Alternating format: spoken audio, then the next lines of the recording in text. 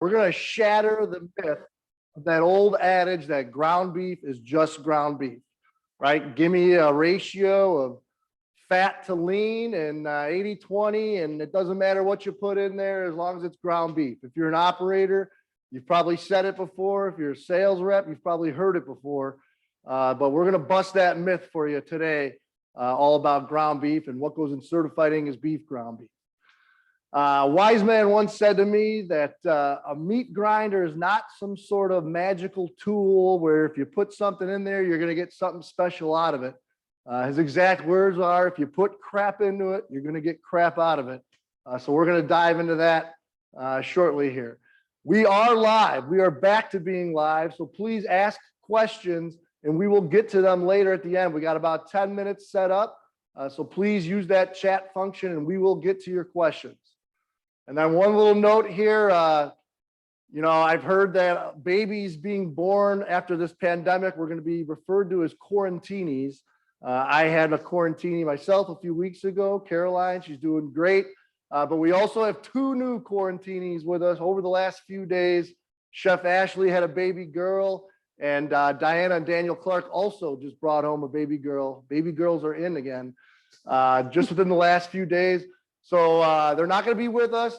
Daniel Clark will be with us, but Diana and Chef Ashley will not. So our next session was actually shot a few weeks ago. It was pre-recorded in our meat lab with Diana Clark and Dr. Daniel Clark. So we're excited to dive right into this, and we'll see you guys back in a few after this video here. Thank you. Sorry we can't be with you live. As you all, as Ken probably just told you, Di's probably out on maternity leave by the time that you see this. Hopefully we've added a new, hopefully we've added a new little one by the time this airs. But we did go ahead and think we'd pre-record some content about grinds and ground beef and share that with you.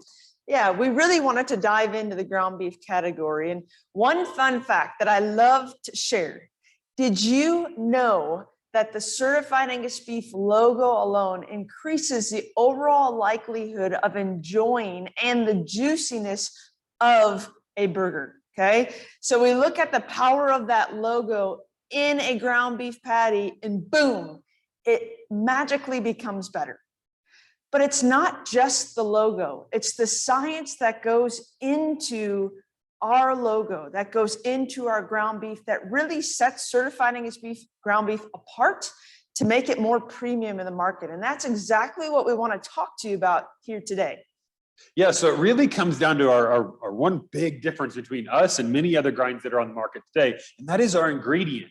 Did you know that the only single ingredient in certified Angus beef grinds is certified Angus beef? That's literally it. Shocker, I know, right? Yeah. Yeah. But here's the catch. With other grinds that you see on the market, that's not necessarily the case. We're going to dive into why this is so unique to certified Angus beef later on through this presentation. But just keep that in mind that if you want to put our brand, our logo on the grind, it has to come from certified Angus beef. That's it. We don't allow mixing other brands or any other product in there. It's got to just be certified Angus beef. Yeah, so that means it's predominantly black-hided cattle that have met our 10 specifications. Exactly. And our 10 specifications are really what separate our grinds from other grinds because of what the science behind our specifications. We all know those 10 specifications are very important for the middle meats, right? For the steaks, the roasts, even the end meats. For every single cut, it's important.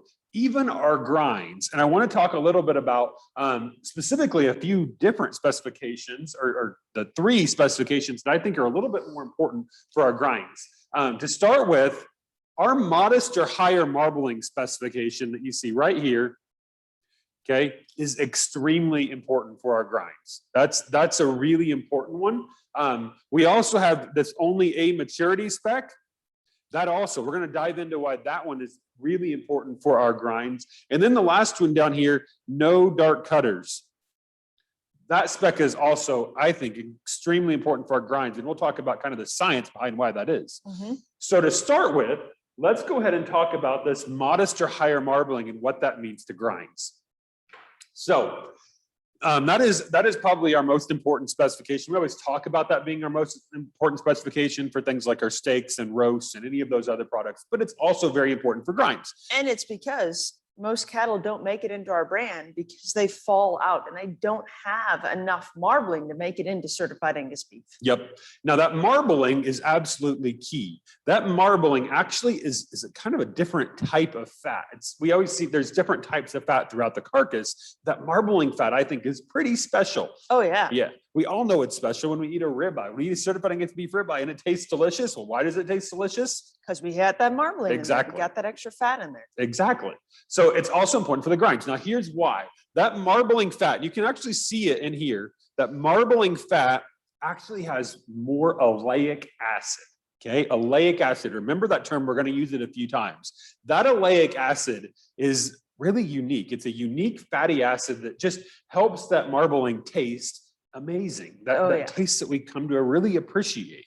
Now, it also really cool, a cool thing about oleic acid is it's also found in many other high energy health foods, like macadamia nuts, avocados, olive oil, that we just know kind of those kind of more popular foods that people kind of just rave about that oleic acid content in there.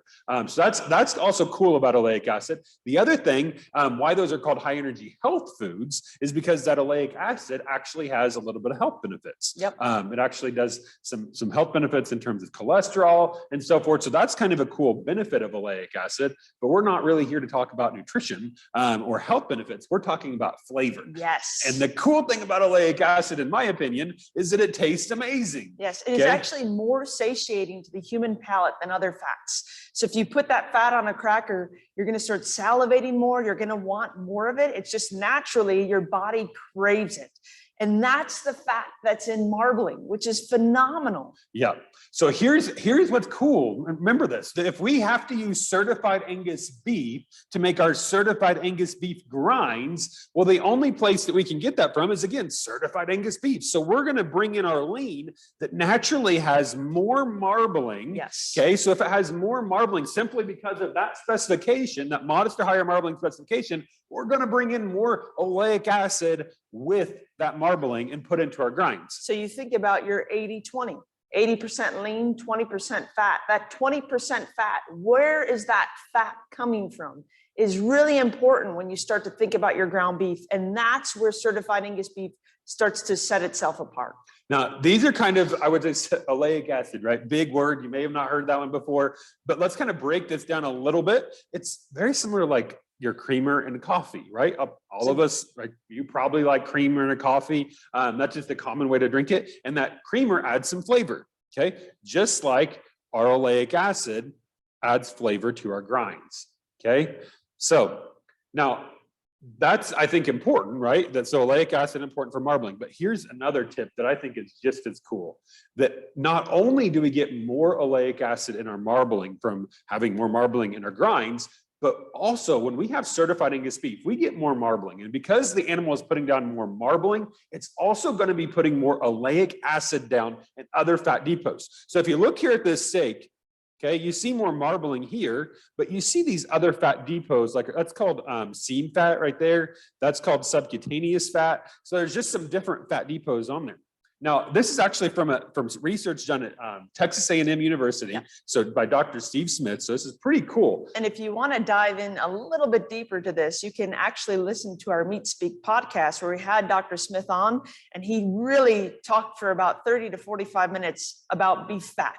I mean, this guy is a beef fat guru, so I highly recommend that you check that out. Yeah. So what's cool though is not only do we get more oleic acid here, but as the animal puts more marbling down here, it also is putting down more oleic acid in these other fat depots. So if we go back to the coffee, it's like if we were to take more creamer and add it to the coffee. Okay, we're going to be just adding more flavor to our grinds. Oh yes. Yeah. So I think that's pretty cool, and why really one of the reasons why our grind separates itself from other grinds that are on the market. And you think about the coffee itself. So as you go and drink your coffee, some people like their coffee black, which is great, but you can tell even if you've had a drop of creamer in there because it coats your mouth differently. It lubricates it. It adds that creaminess to their coffee.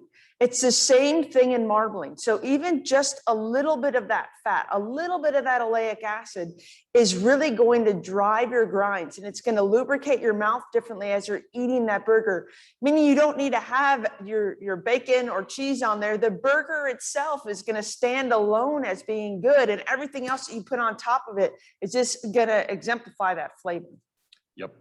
So all in all, what we're saying is that modest degree of marbling or higher for our first specification is important for all sorts of things, including our grinds. But here's what I think is absolutely phenomenal is that is not, in my opinion, that's not even the most important specification for our grinds. Yeah, I agree with that. I think this next one, this only A maturity, is more important for our grinds. Which I feel like not many people realize. No, they don't.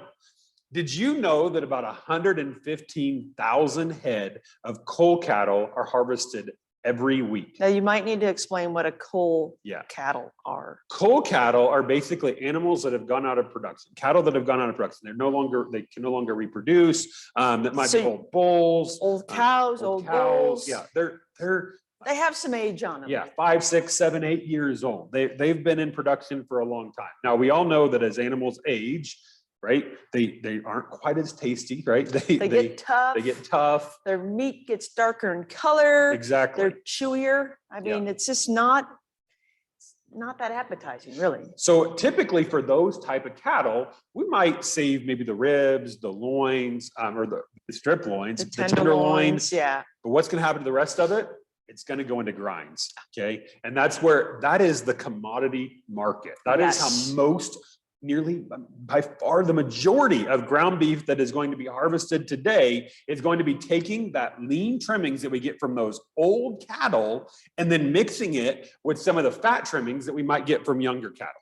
That is the majority. Or the other option is we could actually import trimmings from, A lot, yeah. we actually import a lot of trimmings from other countries and use that specifically for grinds, which is going to be in a very similar situation to what we have with our old coal cows. Yes.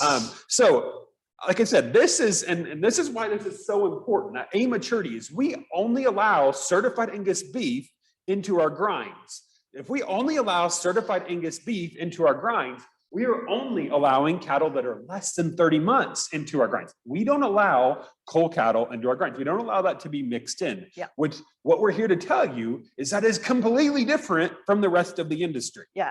I always joke because his dad at one point made a comment saying that, McDonald's burgers just aren't the same anymore. They've lost their quality. And I looked at him like, no, it's just the fact that you've had a good burger. Because McDonald's way back when, that was just normal. I mean, that commodity grind, that is what they're doing. They're using those older cattle and mixing it in, which is great. There's a place for that on every menu. It's a dollar menu, okay? That's the quality that you're working with. But now we have these greater places like Mooyah that are throwing in certified Angus beef grinds that people are trying. Wow, there is actually quality hamburgers out there. And so now that they've had them, they want more of it. Yep. And they've realized that they can change up their game a bit when they have that high quality burger. Yep. I mean, that is absolutely key. And this is why we say this is more important. This is way more important than this is why we have a good flavor, but this is what separates us from the rest of the industry. Without a doubt. I mean, it really is. It's just, if you want some actual tasty beef, then you need to use something that has specifications that control that, and certified Angus beef is the answer for that. Yes, I completely agree. So hopefully we kind of get off our soapbox. I think this is probably one of my favorite topics for that reason. Yeah. But let's go ahead and talk about our third specification that I also think is important for grinds. And that's down here, that we don't allow dark cutters into our grinds. Now, this is also extremely important. Yeah. And why that is because dark cutters actually tend to have a higher pH. And that higher pH can cause some issues. Not only does it create a really dark colored lean that no one wants a really dark black colored ribeye, right? But the other problem with it is if we have dark colored lean, well, what do you think the solution is to that? Grind it, right? That's about all we can do. It's not going to sell in a retail case. It's not going to look good in food service. Yeah. Yep. So we're going to grind it up. We're going to put it into a commodity type grind or blend. And what is that going to do? Well, it's going to increase the pH of that blend.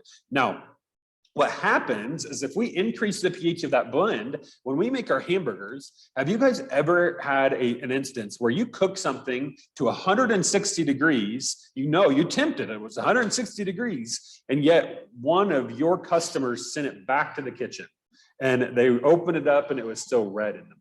That's a little disappointing, right? Yeah. You're like, I know I had it to 160 degrees, but they're sending it back because it's still red in the middle and they don't think it's cooked fully. And you're like, I know I cooked it fully because I temped it.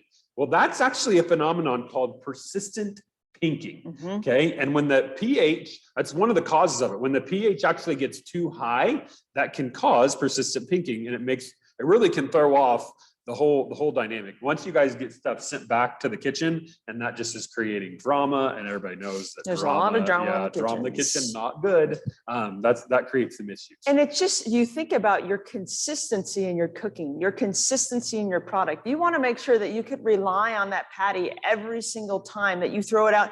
Maybe not even in ground beef, maybe you're doing meatballs or something of the sort, but you want to be able to rely on that consistency.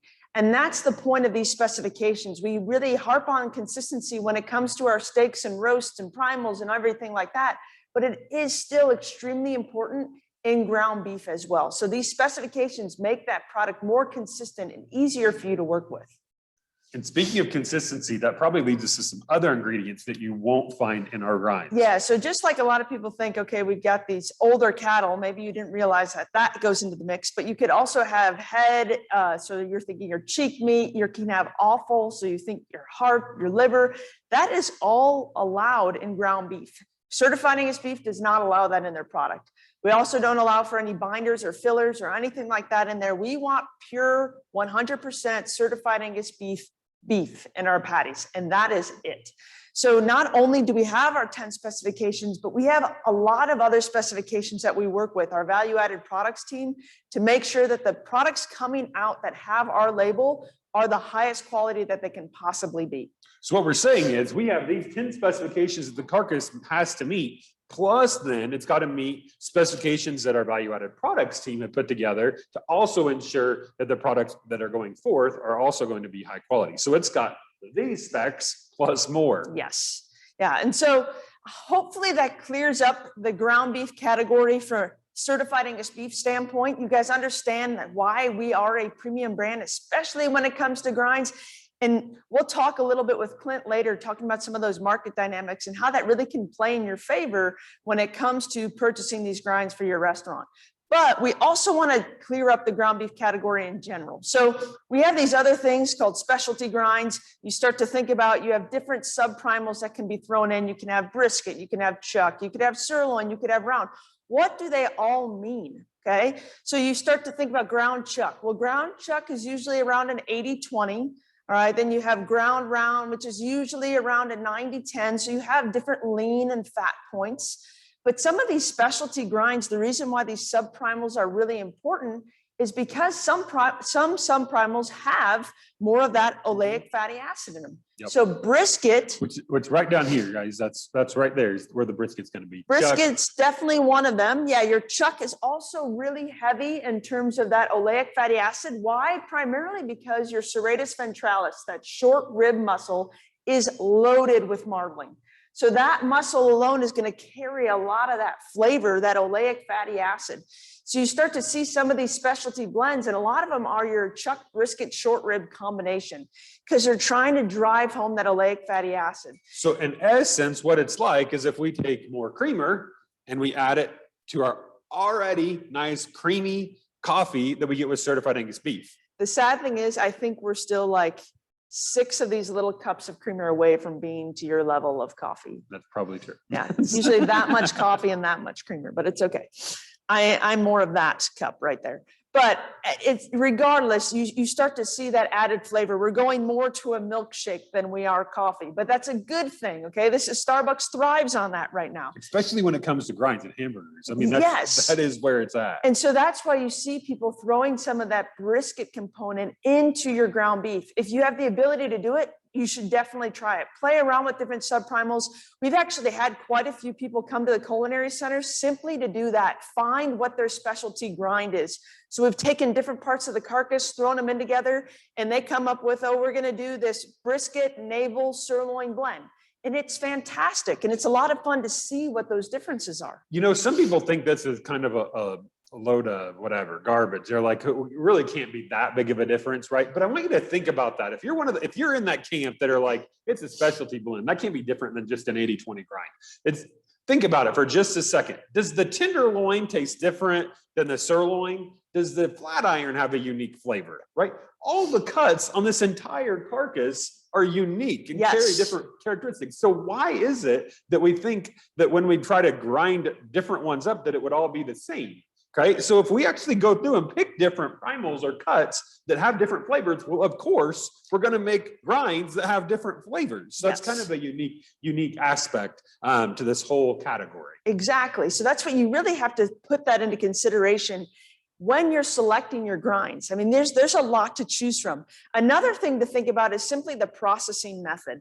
So you can see from the slide that we have some different grinder parts on there. We have a bowl chopper. So you have different shapes and sizes of grinds that you can create.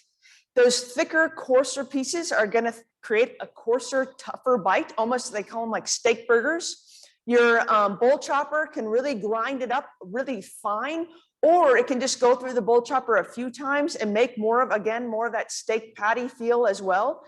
So it all depends on the texture of burger that you want. So I really recommend that you work with your processor to figure out what best suits your needs. Yeah, there's not a right answer, right? There's a right grind, and that's certified Angus beef. Yes. But after that, there is no. There's so many different ways to process it, and it's all up to you. You can do whatever you think there makes the best burger, and it's kind of fun to play with. It really is. Yeah. I mean, I definitely have a favorite that we've ordered in. It's just it's fun to see those differences, and really, I mean, you take one bite of that patty, wow, that's unique. Yep. But it's just fun to play with, and just knowing that those differences are available. So that way you can make sure you're getting the right burger in at your restaurant for sure. Then we also have some differences in terms of sizings and ways you can order things. So, I mean, you could order an 8-ounce patty, a 5.3 ounce, a 2 ounce, a 4 ounce, just variety of sizes. And in front of me, I have some variations too. So first off, you see this is a 10-pound chub of ground beef that you can get in. This can come directly from a packer. There's going to be 60-pound pack that will have these. Okay, so 6 of these per box.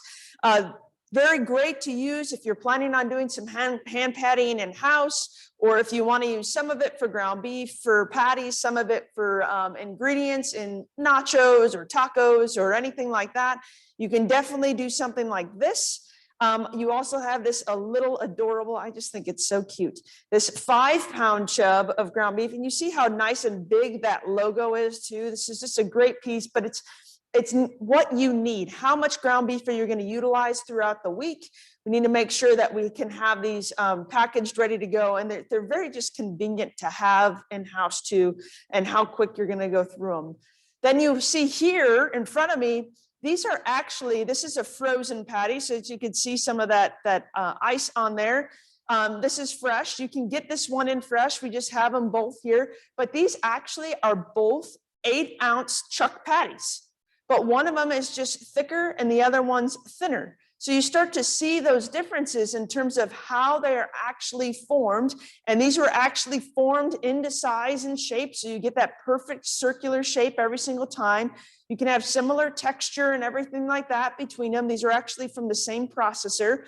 So you have just that a little bit of variation. And I mean, think about it, right? And it is important. You need to take these back, play with them, decide, do you want that thicker kind of juicier kind of type hamburger, or do you want something thinner that cooks a little faster? I've had both and they both taste great. Yeah. Like it's just your preference. Depends on what cooking applications you're going to use it for, or what you have. Do you have a grill? Do you have a flat top? Because some of them cook better on different things.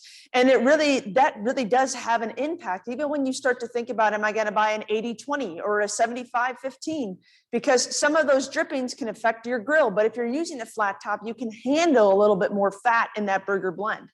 And then you look here all the way over, we have a 5.3 ounce patty, but this is more of their natural patty. So essentially they didn't roll it into a specific shape, but it has some variation to it. And that really is simply to give it more of that hand patty look and feel. Like everyone has their own individual burger. It's made in-house. So you have some of that variation. And then the original patty that we started with too, this is supposed to represent more of your hand patty. If I would have pressed this, this is in fact was rolled into a little circle and then rolled out in between two like rolling pins that made it give that look and feel. So you don't have as much force and bind to it as you would this one right there. Yeah, you can see that they just look different. This just Yeah. has that more kind of natural hand patty look to it than what this does. And they're Again, going to cook up and yeah. grill fantastic either way. Neither one of them are wrong. It's personal preference. Yes, just to know that all of those options are available.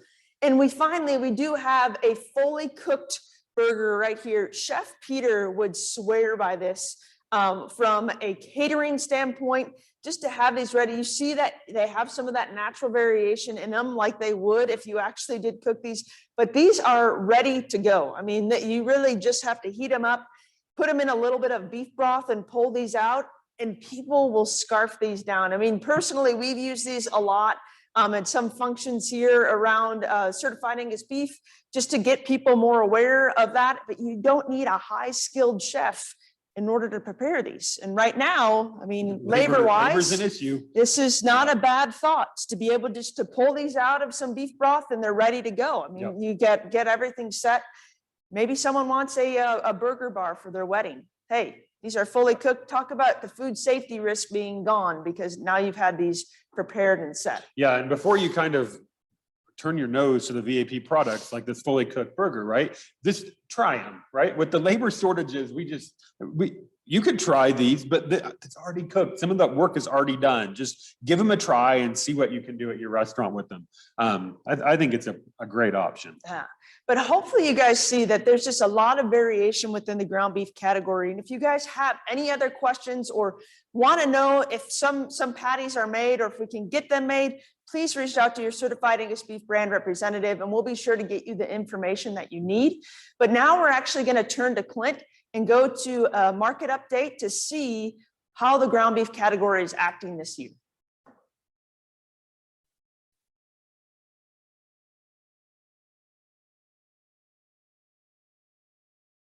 Center here live.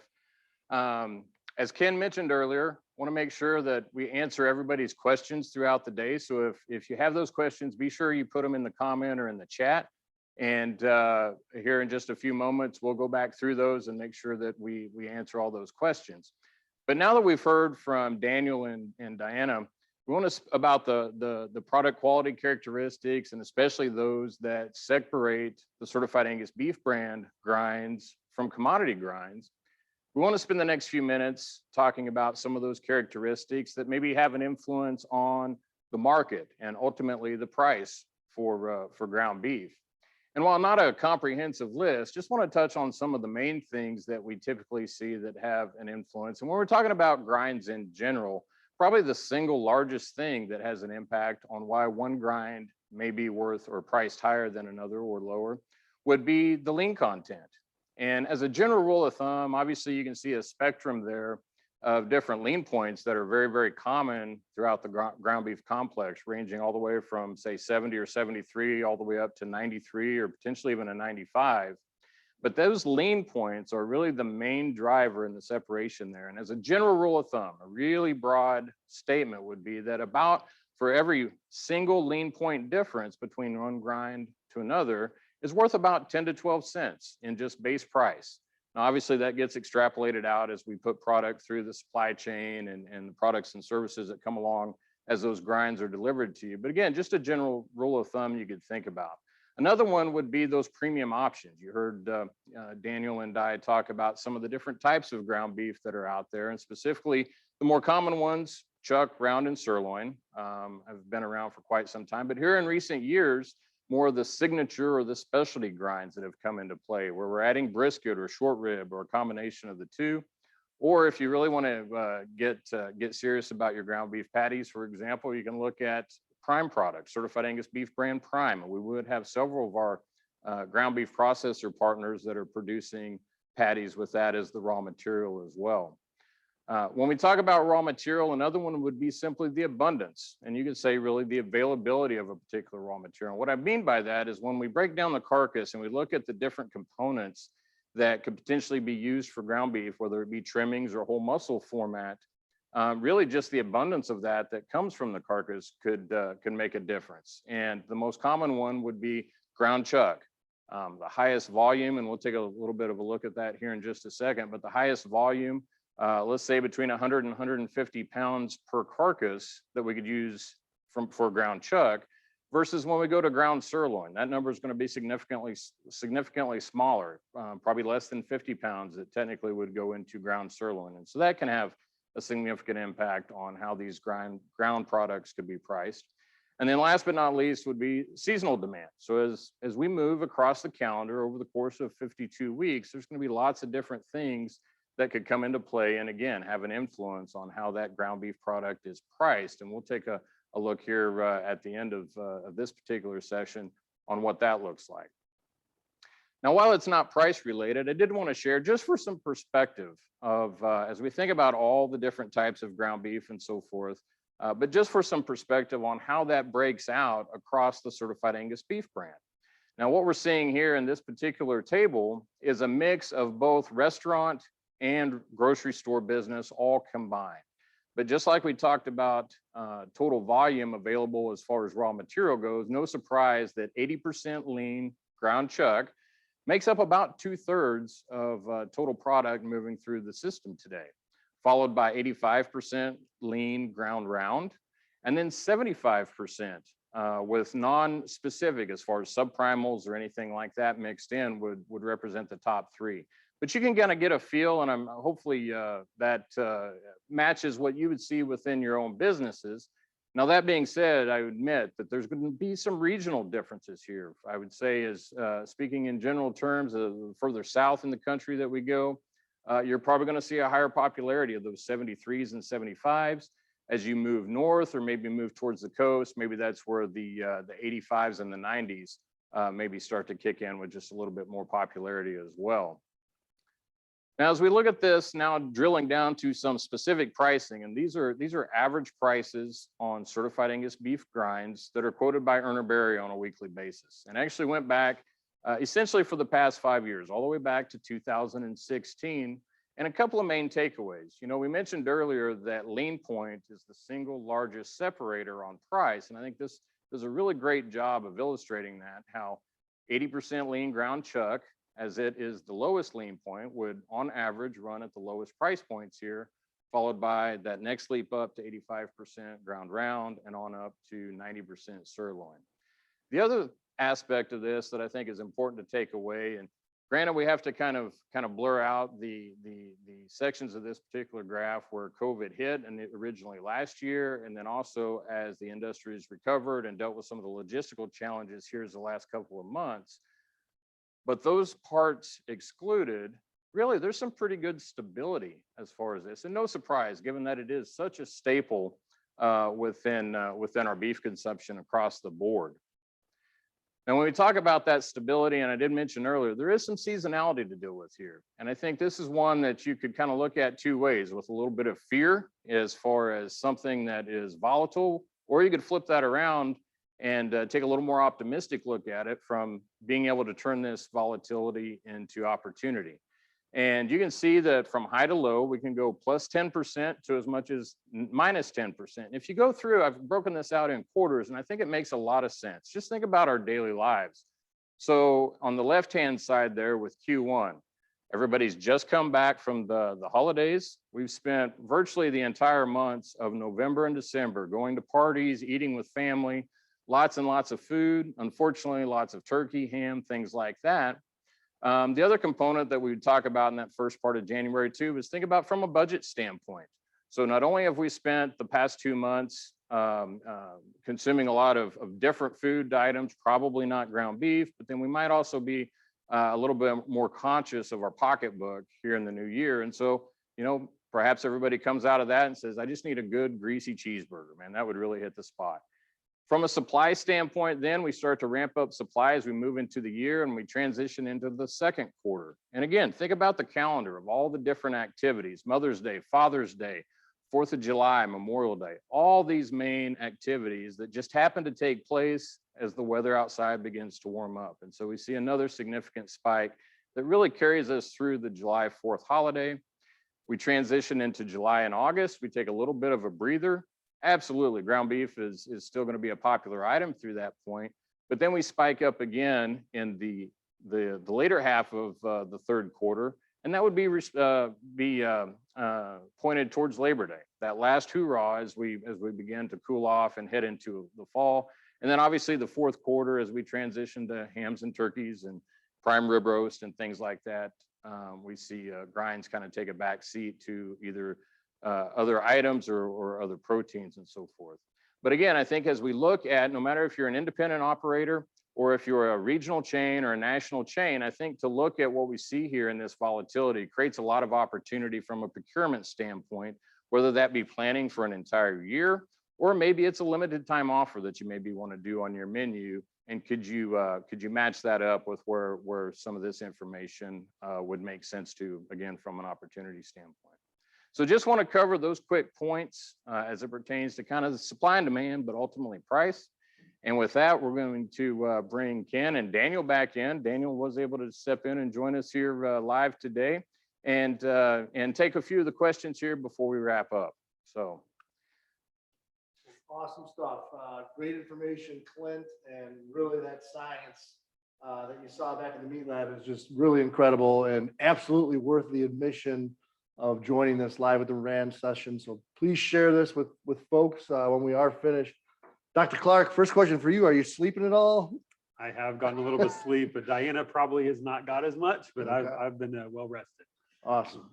Well, so we did see how selective certified Angus beef grinds are, choosing only the best possible primals and subprimals going into there. So I guess one of the questions that folks might have is, does that mean there are challenges with availability and then also maybe flexibility in what is offered in the different lean points that you just showed a minute ago? Do you want to take? Yeah, I'll take a stab. I guess the short answer is no, at least from a fundamental standpoint. And that's the great thing about the brand. I think two aspects of it is once a carcass has met all 10 of those carcass specifications, any and all parts of that can be put and utilized under the brand name. And so when we think about ground beef, the whole muscle cuts absolutely can go in the grinder. But also the trim that's generated. Most of our suppliers would generate a number of different kinds of trim to accommodate, again, those different flavors or varieties of grinds. And when I mention those suppliers, that's probably the second aspect, is a very diversified group of supplier partners, packer partners throughout North America that are able to accommodate all those different demands, whether it be the specialty brisket and short rib, or just fundamental 80% lean chuck trim, whatever it may be. So we're in a pretty good position from that standpoint. Awesome. Bailey asks, is there a sheet that shows what's available from packers as far as grinds go? Or do you need to typically chat with your food service rep? In short, there is a sheet, and then also go to our website, and there would be options on that kind of show across the different suppliers and the different packaging formats. You know, Di had, I think she referred to it as the cute little 5-pound chub. So you can see not everybody may make that particular item. And so you can see the differences of who may make that 5-pound chub versus a patty versus the bulk 10-pound chubs that are probably going to be a little more common across our different processors. But by all means, do engage your food service reps or your certified Angus beef brand representative and so forth, and can absolutely walk you through that and answer any questions you may have. Dr. Clark, maybe you can jump in on these here. It says, can you speak to the offerings with or without FTV? Yep. So that'd be the finely textured beef, and Clint would also be. I mean, he's a great resource here as well. But yeah, to the point there is it typically will say that it includes finely textured beef. I don't know. Do you have some thoughts on that of how to identify that a little bit more? Yeah, so just to be clear, we do have that product available under the brand name, the finely textured beef trimmings. We do have it a limit on that as far as how it maximizes performance within the different blends. Today, I would say most processors are going to maybe not label it, but they're going to identify that because they know some customers are very, very pleased with how that product performs, while others may choose to exclude it from their particular grind blend and so forth. And so just make sure if that's a point of interest with you, that you ask that question of your supplier, no matter if that's bulk grinds in chub form or patties as well. And just to reiterate what you said at the beginning, I think that's an important point, that even if it's finely textured beef, it's still certified Angus beef, finely textured point. Again, driving home, we said, the only thing that can go in a certified Angus beef grind is certified Angus beef. And even if it's finely textured beef, it has to be certified Angus beef. And we're all about options here, right? Absolutely. So that is an option that some people prefer, some people don't. We have both. So whatever you guys, whatever you want, we have the options for you. Very good. We had a question from Ahmad. He asked, what's the percentage of fat in certified Angus beef chuck versus prime? And probably using certified Angus beef prime as the subprimal muscle on there. That's probably what he's referring to. So what we talked a little bit, and you had some slides in there showing it too, but and we're wanting to get to this anyway. So if we talk about ground chuck, that typically is going to be an 80-20 mix. Okay, 80% lean, 20% fat. Our ground round is going to be 85-15, and then a ground sirloin is going to be 90-10. Now those are kind of that's actually defined by the North American meat processors, the ones that have put those labels on there. So it doesn't matter if you're using it doesn't matter if you're using prime or using choice. If you're going to use ground chuck, it's still going to be that 80-20. Do you have anything to add to? No, and you would know better than I, but from a prime standpoint, if you were to go from certified Angus beef traditional to certified Angus beef brand prime, couple 3 percentage points difference maybe on a lean point. I know it can all be calculated back to the same. You can have both of those products be exactly the same 80% lean, but just from a raw material standpoint, maybe a little bit of an advantage on the prime product. Yeah. Would they then maybe use more lean muscle to match that, knowing that they're going to have more marbled muscle within that grind, possibly? Yes, that'd be my interpretation of that. Would you agree with that? Yeah. Yep, it's all got to balance out. One of the points you guys made was talking about subprimal grinds versus percentage grinds. I guess from the end user standpoint, is there a difference in flavor or taste between those? Because we saw there's a difference in price.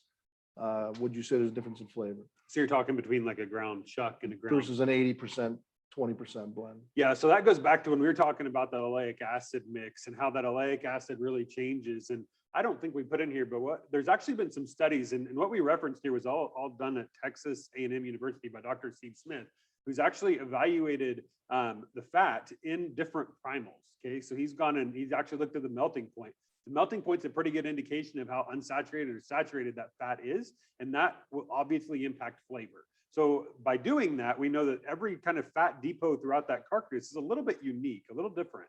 So to your point, yes, if you're going to have a ground chuck, that's going to taste a little bit different than a ground round, because the fat that you get in that ground chuck is a little, or the fat in the chuck is going to taste a little different than the fat in the round. So when you kind of are more specific in defining that, then you're obviously going to change that flavor profile. And some of that might be a little more subtle.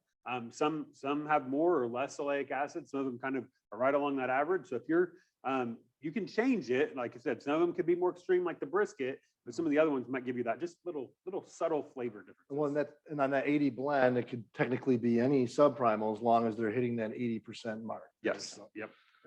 we had a question from Kix, asked, can you talk a bit about the effect of age on the package? More age or more or less bloom as the package is opened, including results of myoglobin, hemoglobin, or resulting in a liver flavor on that? Yeah. So what's going to happen here, right?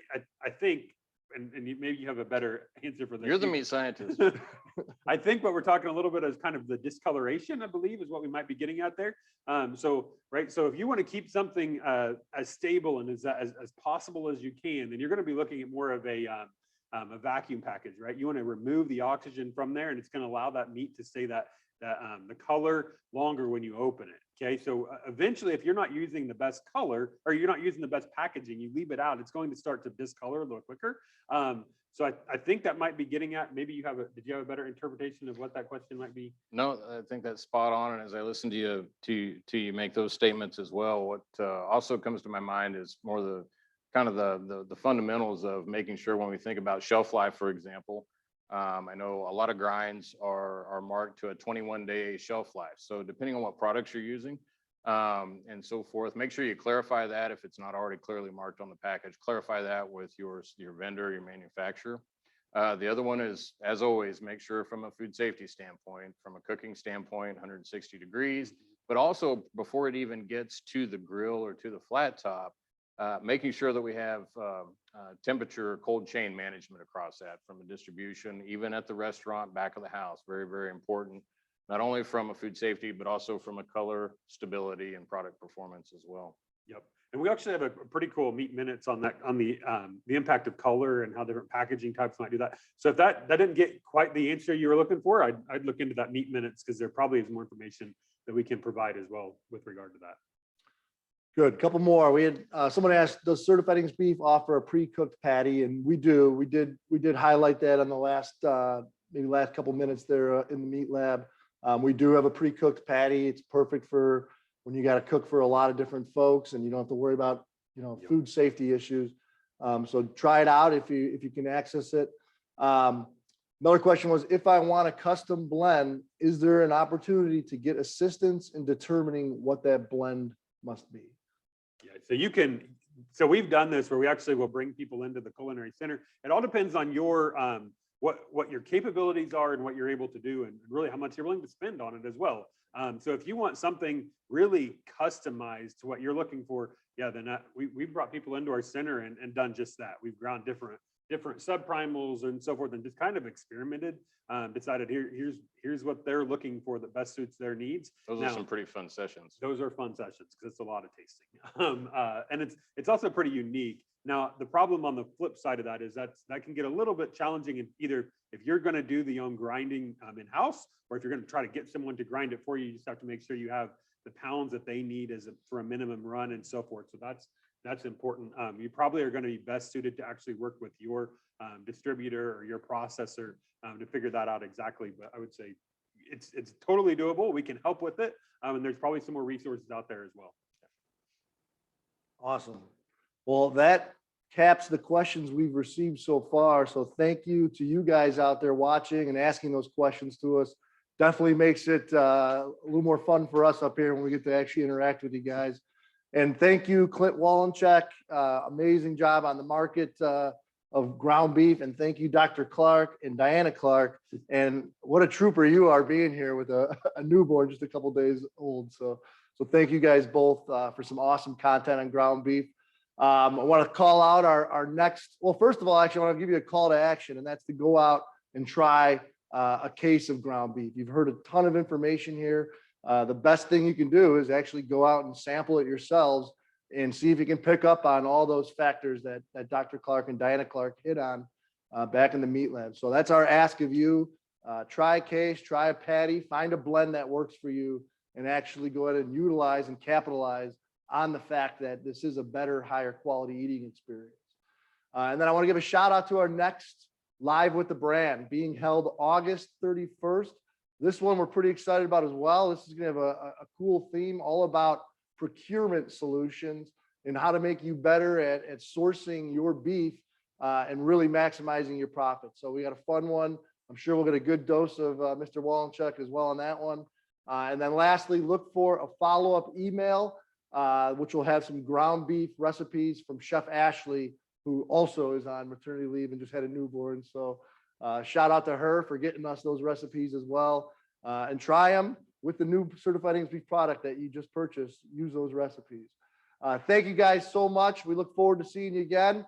And please don't be a stranger. We'll hope to see your faces here soon. So take care.